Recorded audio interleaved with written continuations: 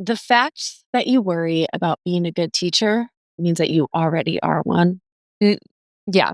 I came across that on Facebook, and it was like a quote from someone who wrote a book. I commented, and I never comment on these things, but I commented, I said, "Aw, that's very nice. Not true at all, but it's sweet thought anyways."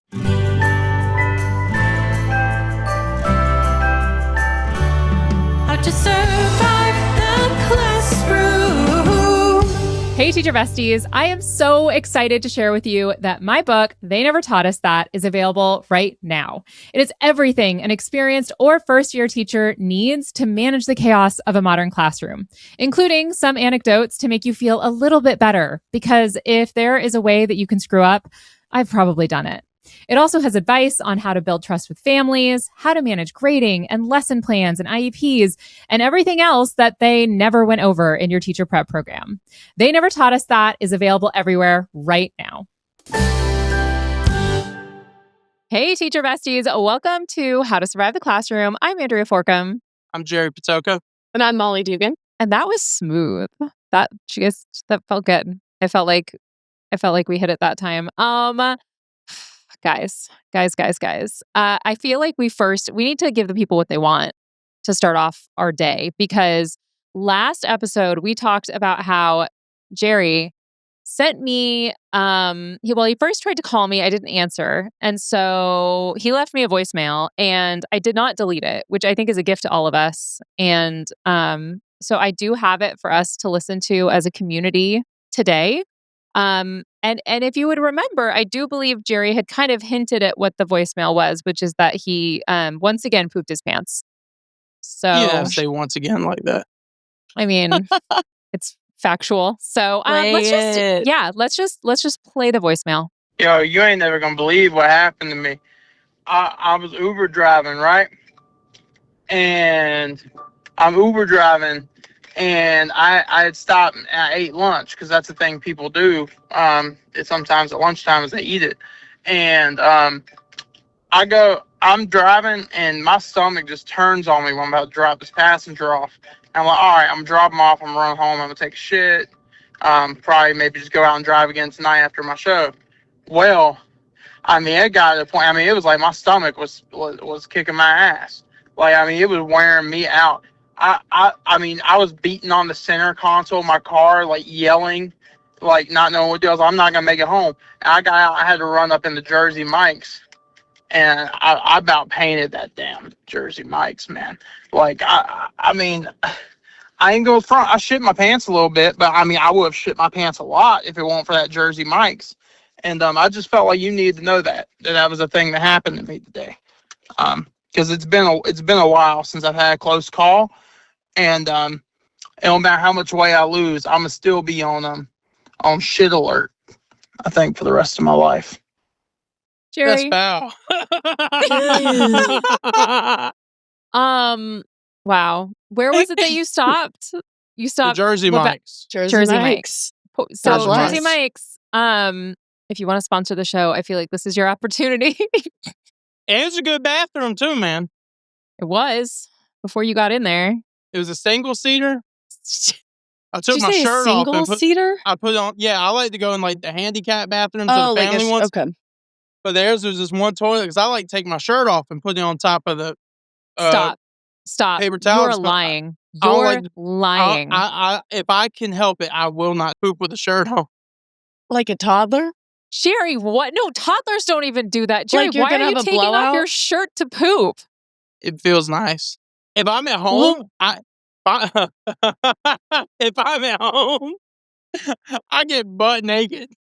I knew that was just coming. strip down outside the bathroom, poop, come back, I put my clothes back on, go about my business. Gerry, why? Why not? Have you tried it? Okay, It's hear me out on freeing. this. I'm gonna hear you out on this, because I feel like that's pretty primal. You know, like you're just Don't like, support it. Don't support it. That's insane. Because Molly, you and I both know when you and I have been out there in the wild and we had the misfortune of wearing a romper and had to go to the bathroom, and you have to fully like remove the romper and it's around your ankles. That's the closest to Gerry's experience that I've had. And it feels bad. It feels bad. it feels really bad. And so I don't understand why you have to be nipples in the wind while you're pooping. Boys like that stuff. I got another one for you then. Oh my God. If I can't, I don't have to do it, but if I can, I'll take my shirt off to pee too. What? It feels cozy. Gerry, I feel like this is diagnosable. I don't understand. I like it. You're so exposed to air. Like, Yeah. I'm one with the wind. I don't support that one. Also, That's really hard to unpack. I'm going to be honest. in that voicemail, did you take your shirt off for this one? I don't think so. No way you had time. Nah, because as soon as the pants dropped, it was like you ever see like a waiter walk in with a glass of water and splashes over the side a little bit? That's what happened to my butt when I pulled my pants down to Jersey Mike's to poop. Is the water splashed over the side? That's why I said I pooped my pants a little bit. The water splashed over the side, and then I sat down, and it was like I dropped the tray, and the drinks went everywhere. Yeah, I regret asking questions. Yeah, Okay. you shouldn't have done that. I have Yeah, one it's my more. So if you start pooping and you're wearing your shirt, do you go like, will you take it off like halfway through? No, sometimes I'll like just tuck it up under my neck. Because I wear long shirts. I don't want to sit on it or something. I'll tuck it up under here. And sometimes I've done before where I'll pull the belly over the back of my head. God, Gerry, Yeah. you contain multitudes. You really do. It makes at it no sound so point, aggressive. I would have never, number one, known that anyone did that ever. I feel like you truly have a unique experience there. Surely there's not other people that are doing this, right? Do you No, think I think so. other guys? I mean, 1,000%. Molly thinks there are. I'll stand up to wipe. You're a stander. Yeah. You're not getting clean, man. Hold on. I am now. Say hi. Hello. Molly, is this your first interruption? Do you? Yeah, it is. Do you wear your shirt when you go poop? Kind of. I pulled up. Wait, what? I pulled up. Say that again. When you poop, what do you do when you poop? I pulled my shirt up. Yes, I was gonna ask him that. Hey, high five. So your shirt doesn't. He wants to high five High you. five. Can you high five? Yes, him right yes. The front of your shirt or the back of your shirt? He pulls the shirt up. We're betrayed. Yes. Okay, go. Get out of here. Go.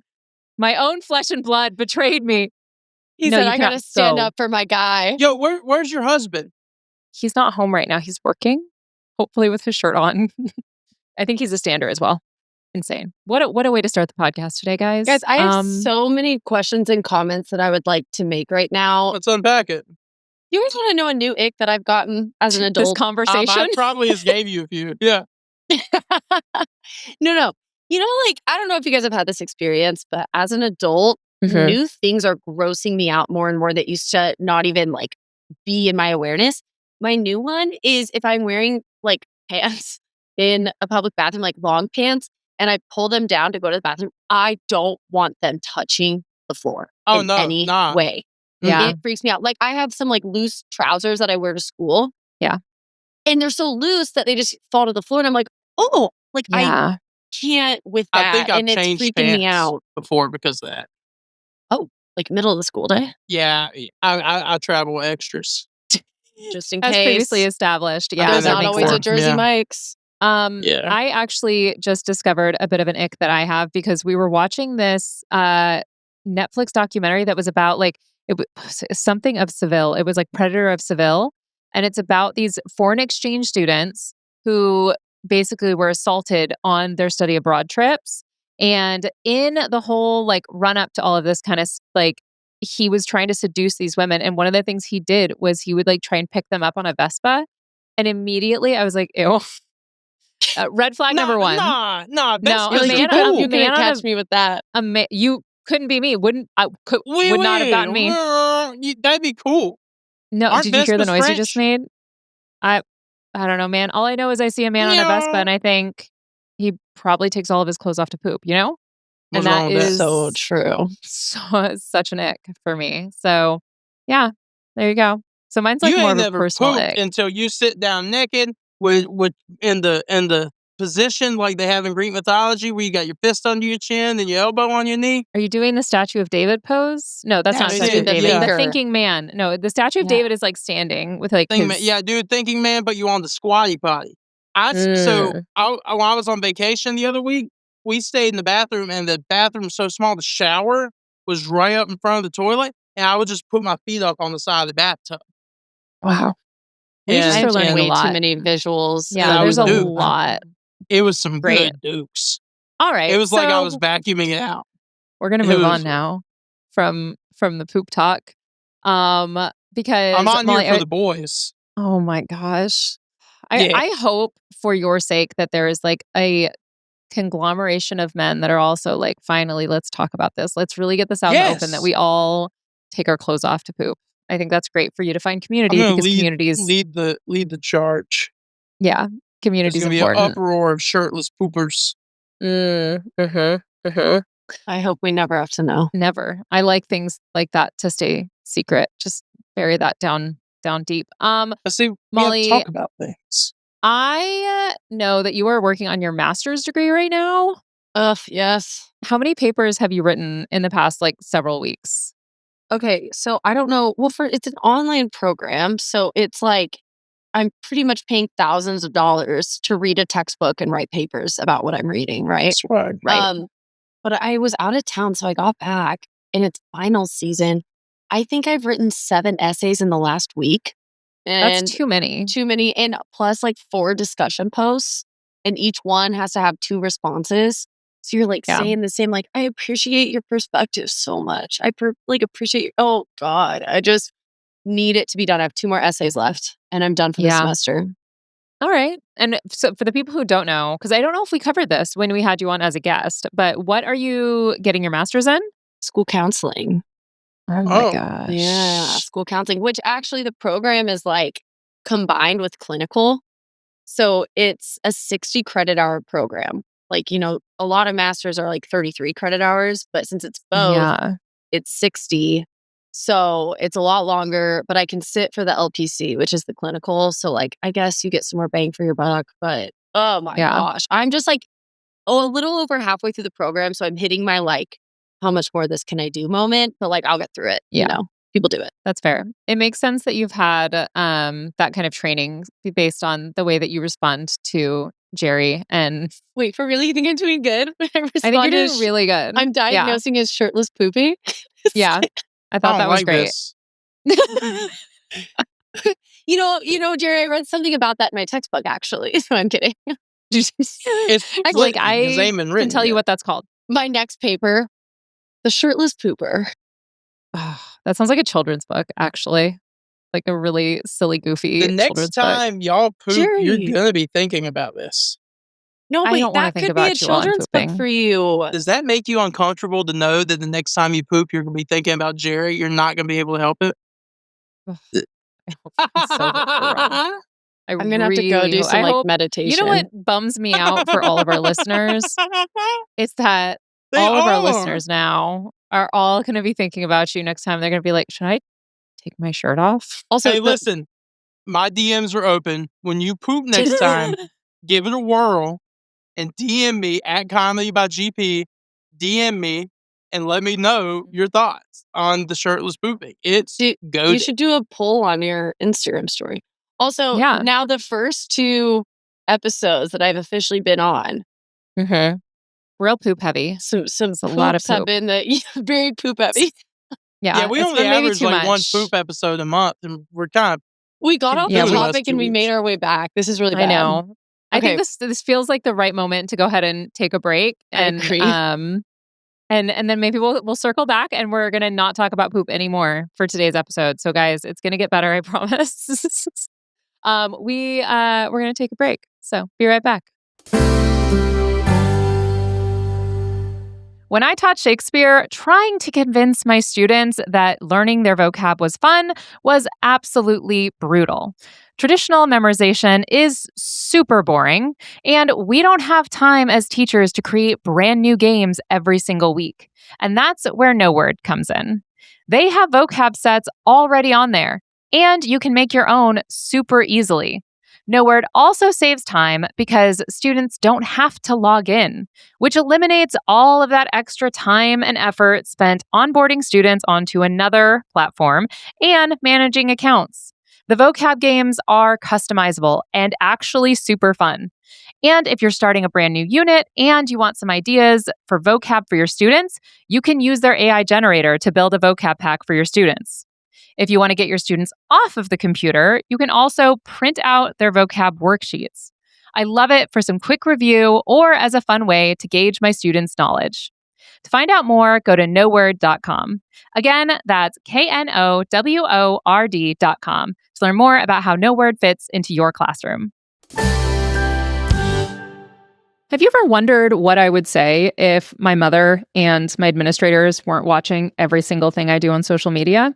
Well, that's exactly what my stand-up show is, and I'm going to be coming to a town near you super soon. You can get tickets at educatorandrea.com/tickets. Welcome back, teacher besties. So I have something. So this is part hill I want to die on, and also part just me wanting to rant because I came across this on Facebook, and I will sub-rant. Facebook doesn't know what to do with me. It has no idea how to try and manipulate me because every post I get, they are very clearly trying to rage bait me into getting upset about something in education or getting upset, so many different things like that. And most of the time, they're so far off the mark because they're either throwing super far left stuff at me or super far right stuff at me. And they never have anything that's in between, right? And I just find that personally, Facebook, get your act together. But I came across this post and I sent it to you guys in the group chat. And did I not see it? I'm so sorry. It was it was a quote that said, no, because you responded. You said, oh, should we be getting pills we want to die on all the time? Okay. You did respond. So I did respond. Okay. Oh, I see it now. I see it. Okay. Yeah. Can you read? Because I can't remember the exact words. Can you read what the picture was I sent you? The fact that you worry about being a good teacher means that you already are one. Yeah. I came across that on Facebook and I'm like, and it was a quote from someone who wrote a book. And I was like, I commented, and I never comment on these things, but I commented, I said, aw, that's very nice. Not true at all, but it's sweet thought anyways. That's bull. Come on. The fact that you worry whether or not you're a good teacher makes you a good teacher, that's the dumbest thing I've ever heard. That is legitimately ignorant stupidity. I think it makes you aware of your shortcomings or makes you aware of the ability to do better. I mean, if you're lucky, right? Because there are plenty of teachers who suck at their jobs who aren't worried about it. But there's also some teachers who are like, I'm good at my job and therefore they are not worried. But some people should be worried because they're not doing a good job. They should feel the shame. It's like stand up in a way that the worst ones be thinking they doing all right. They don't be thinking. It's true. And if they're thinking, oh, I should be doing better, then at least they are on the right track. Yeah, but I guess that's my point, right? Is you're not a good stand-up because you feel like you bombed. Sometimes you bombed and therefore it wasn't a good night for you. That doesn't make you a good stand-up. In fact, it might just make you an accurate historian about your behavior. So I think that it depends on your definition of a good teacher, because if you think a good teacher is just someone who gives any general shit about the job, then yeah, that makes you a good teacher because you actually are reflecting. But if you reflect on if you're a good teacher and then do nothing to better yourself, you're not becoming a better teacher. Is that what you're trying to say? You have to actively try to be better. I guess to me, even trying to be better, some people are still really bad at their jobs. Yeah, that's fair. Now I do what I do where I'm working with future teachers and all of that. And I really always thought, I'm well, I could probably train just about anyone to get the skills. Some people should not be teachers because they are bad at it. I mean, fair. Genuinely, they might really care and think that it's going to be a right fit for them, but then they are just really bad because they can't pick up on intuitively how to do stuff in the classroom. Intuition in the classroom is so incredibly important. Everything. And you can't teach it. So sometimes somebody is sitting there thinking wow, I'm worried that I'm not a good teacher because they're not a good teacher and they shouldn't be a teacher. Sometimes and that's sad, but it's also the truth. If I have a doctor and the doctor is consistently misdiagnosing people, and they're worried about the fact they're misdiagnosing people, and they're studying to get better, but they're still misdiagnosing people, I don't want that doctor. You know what, girl? Fair enough. I want people to be competent at their jobs, and accepting people's incompetence because it feels warm and fuzzy is stupid. I feel like people say the same thing about narcissists. Like, if you're aware that you might be a narcissist, you probably aren't one, because narcissists aren't thinking of themselves as narcissists. I don't think that's true either. Like, I think I'm a little bit narcissist, a little bit. Like, I think I'm a healthy narcissist. I feel like comedians in general tend to lean that direction because you, by virtue of like having to sit down and write all of your thoughts, you do kind of have to ignore the social norms and caring that other people are going to hear what your innermost thoughts are. So I feel like that's kind of a normal one. The worst comedians are more narcissists. The ones I was talking about, is like they don't know that they're bad. It's like, yeah, you think you're killing. You're not. Are they the worst, or are they just the worst to watch because you know they think they did great? Because that's painful when you're like, oh, man. I actually totally disagree with you guys. Let's hear it. Like, completely. Kick her back out. Yeah, your guys' ideas are dumb. No, I'm kidding. Okay, well, you're wrong. So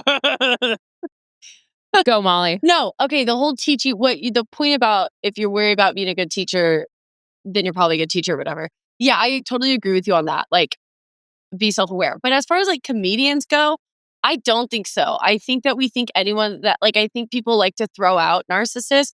I think it depends on the comedian. Like, the comedians that are like up there self-deprecating and like can joke about themselves, I don't find them to be narcissists at all. Just because you're like, all comedians are a little bit of like, I can't say this, attention, you know what? And like, of course, because you don't have stage fright, you're like, sure, I love all eyes on me, like, whatever.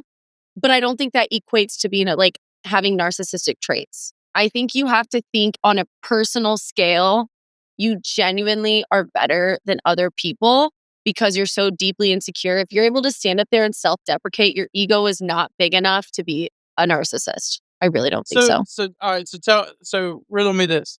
So let's say hypothetically I'm not good at stand-up. I'm the best. But let's say hypothetically I'm not good at stand-up. And I go up there and I tell all these same little jokes about my kids calling me fat and all these self-deprecating jokes and all that. And I just bomb my whole existence away. And I come off thinking, yeah, they love that. That wasn't that bad. And I think I can do no wrong. Even though I have this like big tough guy, I crushed idea of something where I was self-deprecating. That's still narcissism in and of itself. It's like I wrote these jokes about myself, deprecating myself, but in my mind, I have this view that they loved it when they didn't. I don't think that's the same. I think being detriment, like joking about some self-deprecating yourself, but like the reality, you can't even like acknowledge that something was bad because it's objective. I don't get how you can be bad at stand up and not hear it. Like I've come off stage before and had pretty good sets and be like, yeah, it didn't go well. I've also probably had sets where I was like, yeah, it went fine, and it didn't. But Gerry, that's just the human experience. I've done things so many times. Like, okay, think about my videos, right? I'll think I made a great video. Like, I put effort in. People online couldn't give a less of a crap about it, right? And then I'll post one that I'm like, that's the one that you all like, right? Yeah. That's just like the subjective human experience. The difference is like you don't walk around with this demeanor that you genuinely, like, you're not grandiose about like everything. Like, there is a difference between narcissistic traits and just like a lack of self-awareness or misjudging a situation or trying to figure out if you're good or bad at something. Like, you know what I mean? I think the reason that I associate comics with narcissism, and I do agree, people like to throw that word around, is because I've met so many. And regardless of what they say on stage, having been in green rooms with them and seeing how they respond when another comic does well, and seeing the way that they interact both with like whoever's headlining, whoever's opening, how they treat the staff, how they treat people who came and spent their money to see them, Like all of that is kind of what I'm also weighing into it, because there have been some comedians that like act really self-deprecating on stage, and then they come off stage and they're like, yeah, I'm not speaking to you. Like you were the opener. Oh, Like why would I talk to you? interesting. See, then And I like don't fair. necessarily even think that is like necessarily narcissistic personality disorder, like, but from a clinical standpoint, but there are definitely plenty. And it also like, I do think that there is a little bit of a through line to a lot of the administrators that I have met. And this is okay. Hear me out, guys. I just came across this video on Instagram where it was an administrator who posted that she said, it was like that trend where it's like preparing for my Netflix documentary. And she's like preparing for the Netflix documentary about the real beef that I have with a certain TikTok principal. And immediately I knew it was Principal Lamb. Do you guys know Principal Lamb? Yeah, Have you seen his videos? he seems awesome. The cart I know that teacher. name. He and I have chatted Yeah, you've seen him online. online. You've seen him online. Basically, he doesn't have he's an administrator who does not have an office, and he pushes his cart around, and that's how he supports his teachers. And all of his content is about how he is an administrator. And it's so interesting because I was recently in a room with a bunch of administrators, and I said to them, have you guys seen Principal Lamb's stuff? And the immediate audible ick that they gave about Principal Lamb. And I messaged Principal Lamb about it. I was like, you've got some haters. You told it? Absolutely. Because I would want to know too, because the reason that they hate him is because he's doing something that they are not comfortable doing. And so on the Instagram post that I saw, I commented and was like, I think it says more about the administrators who hate Principal Lamb than it does about Principal Lamb. Like, 1,000%. because all of his content is fully curated around the idea that an administrator's job is supporting teachers. That is the number one goal, helping them run their classrooms, doing all you can. And then he talks about ways that he does that. And the amount of administrators that hate him because, and I asked a little bit with that group that was like immediately got annoyed by me even bringing him up. They're like, well, he works at a charter school. And I was like, well, it's Louisiana. They're pretty much all charter schools now. Like in case, like for those of you guys who don't, like after Are they? Katrina and all that, like, yeah. Mhm. And I was like, there's not really an alternative option. And they're like, well, he's presenting things as if it's all so easy. And I'm like, I don't think he is. I think that you're mad that it would be really, really uncomfortable for you to do what he does, especially because, there's a lot more than just him that has to be on board for him to do that, right? There has to be supports in place that are allowing him to have the time to do what he does when he's checking in on teachers and he's doing the things he does. But I think that going into administration also draws a certain narcissistic personality in the same way that comedy tends to. Not that every single administrator is a narcissist, because I've had some phenomenal ones, but I think that we've all like seen pretty quickly, like the, 1 to 2 in 10 admin that maybe are on that spectrum of narcissism, and it becomes very obvious very quickly. That's so funny you say that because you're so right. And I feel like it is like that whole weird comparison that people get of just like when you see someone doing something that is good and it's challenging you, it's like calling out your weaknesses that you could grow in. People get so upset. And it's like, you don't have to do what he's doing. And he's also not getting mad at other administrators for not doing it. So why are you hating? And like his stuff is never charter school or not. His content I've always loved because he owns like his past mistakes. He's like, I used to do it this way and it wasn't working. So I tried this and look, it's working for me. And it's working great because of this. Or as an administrator, these are things I like to do. It's no different than if I were like, as a teacher, these are things I do that support my kids that really help them.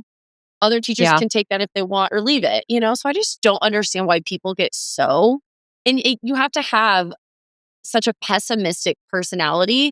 And you're right, it is that narcissistic thing of like, you're so quick to dog on someone else, even if they're not doing anything that's really hurting you, Yeah. And so, you know what? Okay, I support that. You guys, I'm following. You might have put me on your team. You might have convinced me. Amazing. Yeah. Amazing. Yeah, she knew I was always right. Do you guys have any hills that you want to die on this week? I do. Let's hear. Actually, I just made a video about it, but as a school year, is getting started, I think that parents all parents, especially parents of teenagers, because I really hope that younger kids don't have their own phone yet. I don't know what the trends are like right now. They need to be checking their child's screen time. And if their screen time is, I don't know what a good screen time would be, but anything larger than like X amount of hours, they should not be letting their kids have their phone after a certain time at night. Like, don't Yeah. let your kid, I don't care if your kid is a senior in high school, they should not have their phone with them in like after bedtime, because I've had so many high school students that are literally showing me that they have a screen time of like 9 or 10 hours on like a random Wednesday. And I'm like, when are you getting those hours in? And they're telling me it's at night. It's while they're supposed to be sleeping. And That's they're crazy. literally staying up till 2 or 3 a.m. And then they'll come to school and I'll be like, I don't even know. I'm like, how are you guys surviving right now? Like, first of all, this is why all you're doing is complaining in my class, because I wouldn't want to be here either if I'm running on 3 hours of sleep. Right. This is why you can't comprehend things to your best ability. Everything feels hard. This is why writing one paragraph feels impossible to you right now. And like, you guys are wondering why you hate reading. It's because you can't pay attention for more than a page because your brain is like shutting down. So then I'm like, do you guys drink coffee? Like, how are you surviving? And they're like, oh, dog, like, I literally drink, like, they're like, listen to how much caffeine he drinks, as if it's something to be proud of. And they're drinking. I had one kid say, oh, I wake up in the morning and I drink a Monster. And then at lunch, I go to Quick Trip and I get another Monster. And then sometimes I'll even like grab an Alani from the bookstore. And then I will go home and I'll drink some pre-workout and go to the gym. He's like, yeah, I usually average like 800 milligrams of caffeine a day. As like a junior in Kids high are going to get school. heart attacks. Heart That's attacks. crazy. And I'm just like, listen, sorry, this hill is like, I'm so passionate about it because I don't care if your kid is about to be in college. That is a literal health crisis. And that you are feeding, and that's like handing them cigarettes and saying, yeah, go ahead. Like, if they can't control their phone at night, they literally are addicted to the scrolling. Then as a parent, you need to be stepping in and setting boundaries no matter how mad your kid gets at you, because it's not helping them at school. It's not helping their teachers. It's not helping society. Their brains are literally dying from it. And I think parents need to touch some grass when it comes to their kids' screen times. Yeah. I 100% agree. I don't know if you've read The Anxious Generation. No, but I've heard of it. You would love it. It talks a lot about that. And it also talks about the dangers of like sextortion for a lot of kids. Because if they have their phones in the room with them at night, maybe they're taking pictures, getting involved in stuff they shouldn't be. And that's been like a rising crisis as well, where kids, because they have access to their phones at all times and no supervision whatsoever, they then are put in really horrifying situations. So I agree with that, Hal. That literally breaks my heart. I know. I know. Jerry, are you on your phone right now? I checked my screen time when y'all were talking about. I want to see what mine was. What is it? What is it? Okay, here's a question for you. Objectively, though, with the screen time thing, does it count when you're watching movies on it and listening to books or music? I think it does. I think it counts like when you're on, if you have music and Spotify playing. I think your phone has to be like open and on. I gotta Google that. Hold on, I So think mine you guys got can the look at always the on apps. display. So I don't know if that affects it, because I'm looking at one of mine. It like gives you for week one of my days. I'm like, it's not humanly possible how long it was. It's like 28 hours. It was 17 hours. It said 17 hours, 8 minutes. I'm like, did I fall asleep with the phone open? Like, I wasn't. Maybe. I don't remember what I did on Sunday. Okay, but guys, look, I'm looking. No, it doesn't, because I'm looking at my apps on my screen time. I listen to audiobooks like nobody's business, and Audible isn't even popping up on the apps that I've like used. Okay. So it's not. I use my phone for the camera, so we'll have to check. But next week we should report what our highest screen time would be, and it's gonna make me ashamed probably. But what is your average screen time, Molly? I don't know. Okay, I can't look right now because I'm using my phone as for my camera for this. Mine's pretty high, but I will say this week has been a content heavy week. Like on Tuesday, I spent the entire day filming and editing. Okay. Yeah. Right now it's an average of 6 hours. But like during the I would school guess year, mine's probably like it's an average too. of 4, which is still a lot for like how busy I am. It's too high. Yeah. So guys, check your screen time so you can feel ashamed like we do. shame is good sometimes. Sometimes we need to be shamed appropriately. Indeed. I do remember I checked my screen time once. I was in the green room with Gasper and Phil, and we all checked our screen time, and mine was so much higher than theirs. And I can't remember what it was. I don't remember. I want to say it was like 10 or something like Mine's that. 10 right now. Yeah. Mine's but an average I of 10. But I had that 17 pulling it up. I don't know how I got 17 hours. I must have left it unlocked and sitting somewhere or something. Yeah. And it is, I feel like also it should be noted, it is really hard if you're a content creator to not have it shoot up super high, because it is legitimately like work that you're doing, but then scrolling is not work, right? And so it is definitely something that's a great hill to die on. It's something that I need to work on. So thanks for... You're welcome, guys. And Alyssa, I'm shaming myself too. But I just man, I am learning the things I'm going to do as a parent someday after being a teacher, Yeah. My kids, the reason they're down 15,000 times when we're trying to record is because they don't have tablets that they can just constantly be on. They don't have cell phones. They don't none of that. The only thing both my kids have an Android tablet that they're allowed to use on road trips. Or we do 30 minutes of Khan Academy a day. And that is it. Yeah. And that's largely because I read so many studies about how it's like melting kids' brains to be doing constant gaming and constant give me your phone and all that kind of stuff. So I think my brain's fine. You seem great. But you also were an iPad kid. Like, you're past that generation. We weren't Were you an iPad kid? With screens. Me? No, I was asking Jerry. Because he would have been at that age, right? Jerry, how old are you? 27. Okay, so we didn't have iPads growing up. How old are you? 28. Yeah. You had to think really hard on that. I had to think about that. I was like, I don't think I'm 27. If we polled our listeners on who was older, me or Molly. Do it right now. Add another poll. Well, everybody, do it. We could do it on, I don't know. I mean, we've already said it, but Andrea, why don't you do it? But no, because they're not going to see it. You should do it before we record our next episode and reveal the answer on the next episode. You guys got to send pictures of yourselves, though. Do that? Yeah. Yeah. And then we'll ask if I'm the youngest of all, obviously. Okay. That's not as we know. Away. You know what, Jerry? People probably do think I'm younger than you. Yeah, that's not hard to do. Do look young. It's the botulism toxin in my forehead. Thank you so much for noticing. Botulism? Yeah, mine's the hairline. Yeah, Botox. Called? I know. Is that what that's called? Yeah, I mean, that's what it is. I bet you we could convince people that I'm Steven's brother. Probably. Actually, you should just do that. Just we should just start putting facts out there and see if people believe it. I don't think I like the numbers of voting of who's older, me or Steven. Because I feel like it should come back 100% Steven's older, and I don't think it would. Yeah. Hey guys, listeners, friends, countrymen, if you guys have ideas of lore that we need to start about ourselves, you guys need to send us messages because we're down. And maybe we'll post some pictures of you and Steven together because there's several photos of you guys together, and we can just be like, this. I don't know if you guys know, Jerry's actually my brother-in-law. Yeah. That'd be great. Also, I love that. Gerry, I don't know if you remember this, but the first time that we met, I think I guessed your age, and I think I was right on the money. So it's not that you look old. I just think you look like a man that could either be this age or this age. It's you just could fit a lot of categories. I'm a Renaissance man. Yes. So you're just... So I had guessed that you were in your 20s, so it's not like you're giving off X age, besides your actual age. So don't sweat it. That's right.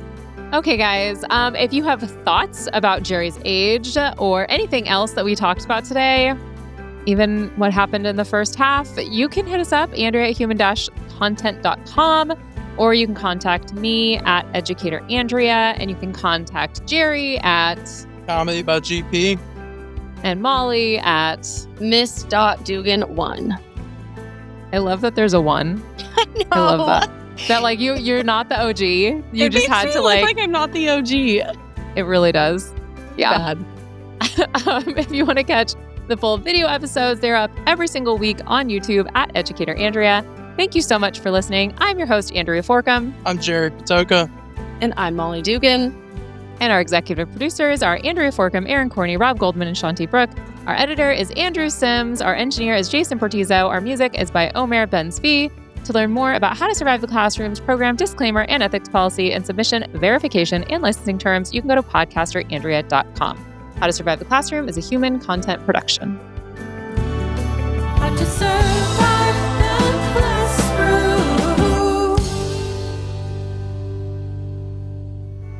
Thank you so much for watching. Want more of How to Survive the Classroom? You can watch more episodes right now. Just click on that little box over there. You see it? And if you haven't yet, please subscribe. Okay, bye.